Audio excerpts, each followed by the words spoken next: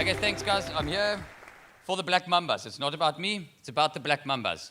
Who are the black mambas? 36 young women from the tribal communities living on the western boundary of the Greater Kruger National Park.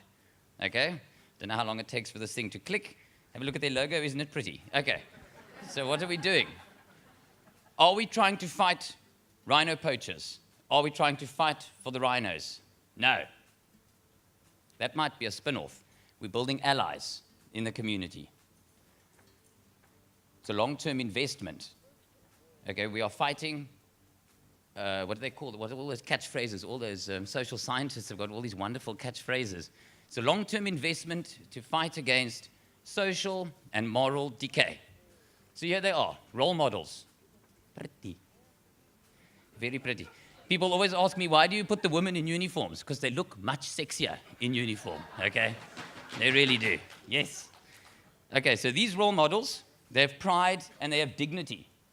Okay, the local communities need to understand that Robin Hood is not a hero. I'm the Sheriff of Nottingham. That is Sherwood Forest, and Robin Hood is a poacher. These are the role models.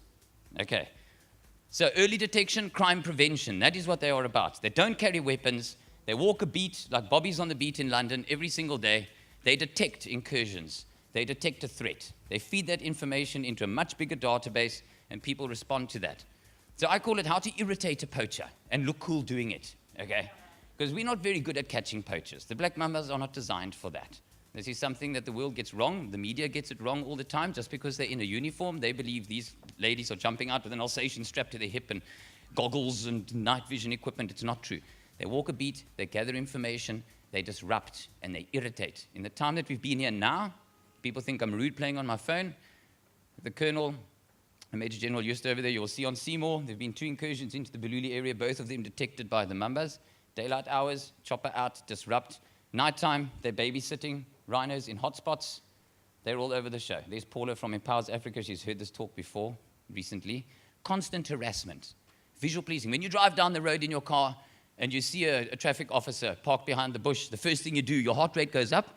You feel, have I got my lipstick on? Is my driver's license? Is my speed okay? Etc. That's visual policing. Nobody wants to get caught. What are my weapons? Women. Why women? 3 generations for the price of 1. They've got kids. Their mothers are looking after their kids.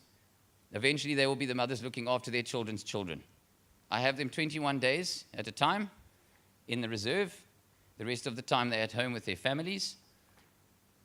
50% of their job is in the reserve. The other 50% is in the community. They're treasure hunters. They're eyes and ears. Every piece of plastic, every piece of paper. That's Mrs. Jones. I know my beat. She comes past here every day. They've got work ethic. Then they see another vehicle. They say, hang on, I don't recognize that vehicle. Work ethic and integrity. They scrutinize everything. They change camera batteries all the time. My cameras never run out of batteries because they're on it. If I give it to the guys out there, you've got to be whipping them all the time. If you ask them, they speak very well. Somebody was saying we don't want this militaristic approach to our national parks and our access control points and what have you. This is eloquence. This is good. They're proud to be women, and we want them to celebrate the fact that they're women. We're not trying to get them to duplicate what a man does. They fulfill a totally different role. Okay, and that's just quite a cute little picture that somebody drew for us. The statistics are out of date now. We've been hit quite hard since December last year, but it's a very big success as a community model for conservation.